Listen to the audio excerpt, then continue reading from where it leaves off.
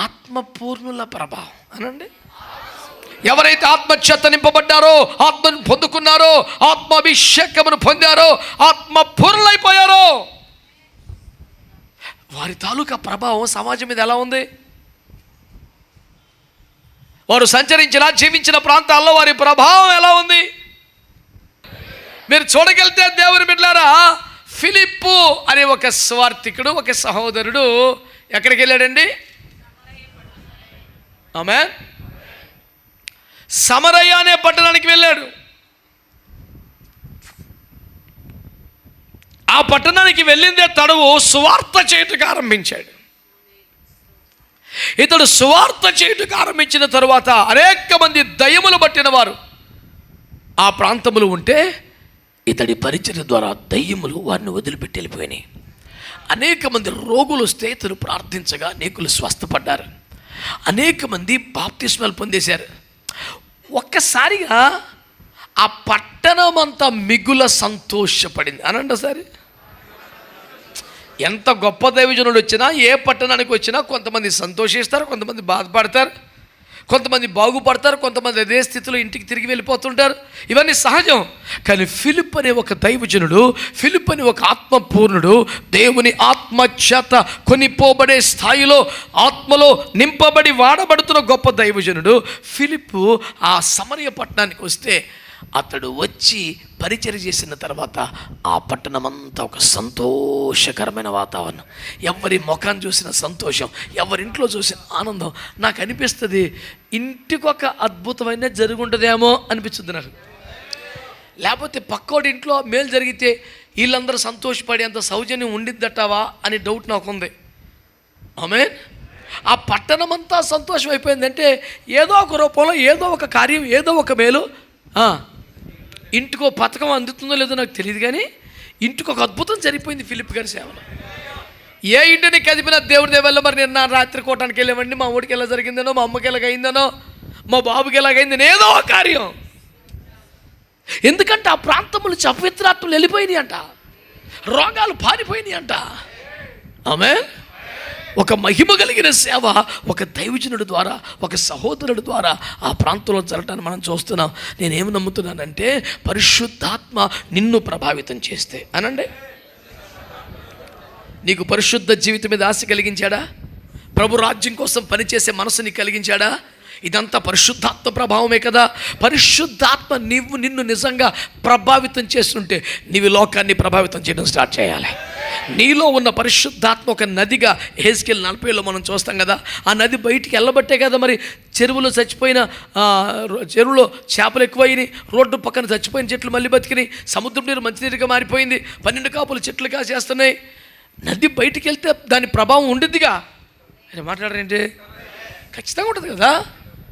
ఆ నది ఎక్కడి నుంచి వెళ్ళింది? మందిరంలోంచి బయటికి వెళ్ళింది అన్నాడు. మరి ఆ మందిరం అంటే నువ్వేగా మందిరం, నేనేక మందిరం.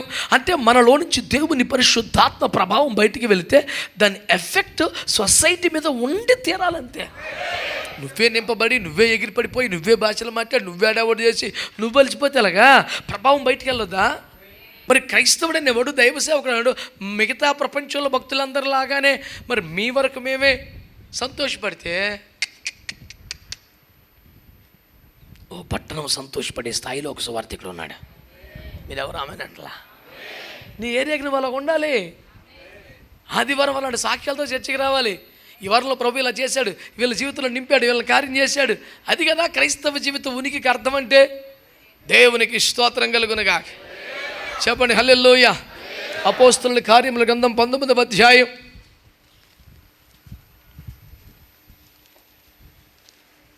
19వ వచనం. మరియు మాంత్రిక విద్య అభ్యసించిన వారు అనేకులు తమ పుస్తకములు తెచ్చి అందరి ఎదుట వాటిని కాల్చివేసిరి. వారు లెక్క చూడగా వాటి వెల 50,000 వెండి రూకలాయెను. ఓరి బాబోయ్, ఒక వెండి రోక అంటేనే మన రూపాయలకి చాలా ఎక్కువ కదా. అలాంటిది 50,000 వెండి రూకలు. ఇన్ని కోట్లో మరి అది. పౌలు గారు ఆ ఏరియాలో అడుగుపెట్టి ప్రార్థన చేస్తే భయంకర విచ్ క్రాఫ్ట్స్ ఏరియా, మంత్రశక్తులు తంత్రశక్తులు ఉన్న ఏరియా. వాళ్ళ దగ్గర ఉన్నటువంటి ఆ మంత్రశక్తుల పుస్తకాల మెటీరియల్ కాస్టే కోట్ల కొద్ది రూపాయలు ఉందంట. పౌలు అక్కడ వాడబడితే మా శక్తుల కన్నా మీ శక్తి గొప్పదే అని ఒప్పుకుంటలేం కదంట. అన్ని వేల రూపాయల మంత్ర పుస్తకాలు తీసుకు తగలేశారంట. ఇదంతా దయ్యం, ఇదంతా నెగిటివ్ ఫోర్సు, ఇదంతా చీకటి శక్తి, ఇదంతా దుర్మార్గమైన సైతాను శక్తి. ఇది దైవ శక్తి కాదు, ఇది పవిత్రమైంది కాదు, ఇది ప్రయోజనమైంది కాదు, ప్రజలకు దీవెనకరం కాదు. ఇది ప్రజల మీద మేము ప్రయోగించి మేము లబ్ధి పొందుతున్నాం. ఇది మంచిది కాదు, ఇది మాంత్రిక శక్తి, తాంత్రిక శక్తి అని వాళ్ళు ఒప్పుకొని 50,000 వెండి రూకలు అంటే కొన్ని కోట్ల రూపాయలు ఖరీదు చేసే మంత్ర పుస్తకాలను తగలెట్టేశారంట. అంటే that is the influence of the man of God in a place. ఒక ప్రాంతం మీద దైవజనుని ప్రభావం అదండి, ఒక ఆత్మపూర్ణి ప్రభావం అదే. ఒక దైవజనుడు అడుగుపెట్టే దురాత్మలు పారిపోయినాయా, రోగాలు పారిపోయినాయా, ప్రతి ఇంట్లో దరిద్రం పోయిందా, ప్రతి ఇంటిలో కూడా సంతోషం కలిగిందా. మరొక దైవజనుడు ఒక ప్రాంతానికి అడుగు పెడితే ఆ ఊర్లోకి చిల్లంగి శక్తి లేవు, బాణమతి లేదు, చేతబడి లేదు, చెడుపు చేసిన లేడు, అసలు ఆ పుస్తకాలే మొత్తం తగలెట్టేశారు. వాళ్ళందరూ మారు మనసు పొందారు. ఆ ప్రాంతం ఎంత ధైర్యంగా బతికెత్తదండి.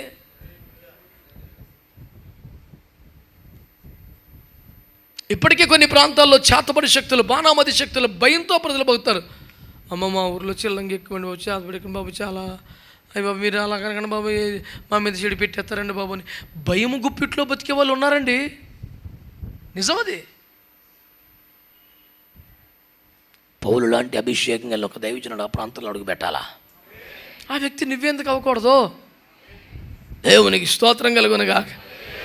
ఆ ఊర్లో మంత్రాలు చేసి వాళ్ళందరూ పారిపోయి వేరే ఊర్లో దుకాణం పెట్టుకుంది.